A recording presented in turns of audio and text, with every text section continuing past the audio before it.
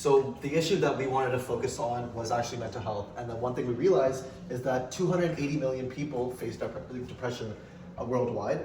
So we came to another conclusion that 70% of people actually derive their happiness from building relationships. So we created our project called Emotify. Okay, hi everyone, my name is Alex. I'm here to give you a quick rundown of how emotify works. Our team for doing nostalgia is take a memory lane back to where we started.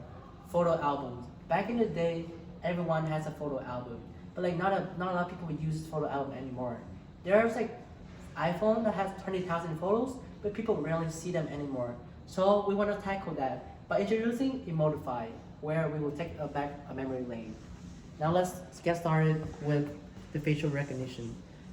So now what it does is that facial recognition, we use the face API. What it's going to do is that it's going to identify different type of emotion: happy, fear, anger, scary, and disgust.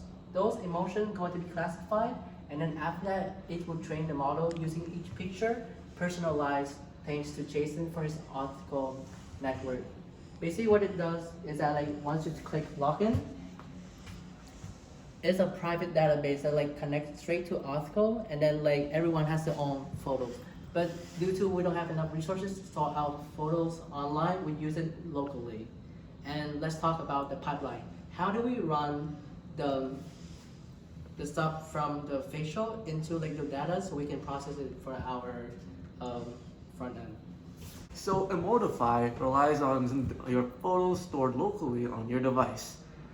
What this program does is that it takes all those photos and then it reads them in and then starts classifying them through facial recognition to determine the emotions present within everyone in the photo.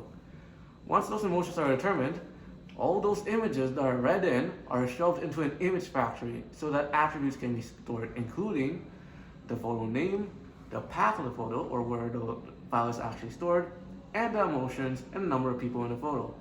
That way, those criteria can be used to determine which photos are shown when you type in an input into our program. Okay, so Jason's going to give a quick demo while I explain the chatbot feature. So here's a window where we'll ask you to tell you how it feels. So Jason will input his prompt.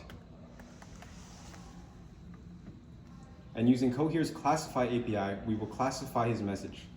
This message is classified as sad, so we are going to give them happy group photos to cheer them up.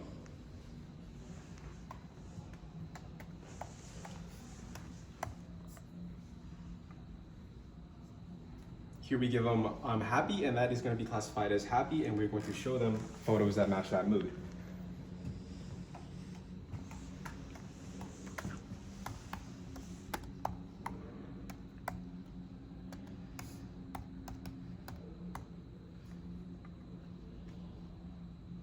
Cohere's Classify API can also recognize when we're asking for multiple people in a photo. So here we have examples of group photos where people are happy.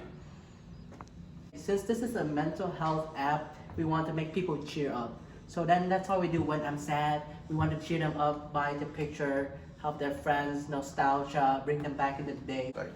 Then in terms of, just before we conclude everything, in terms of the challenges we completed UofT Hacks Challenge, the RBC Challenge, the Cohere Challenge, the Digital Challenge, then we also completed the Auth0 Challenge. And yeah, that's pretty much everything we have here. Thank you so much for watching to our project. Thank you. See ya. Bye.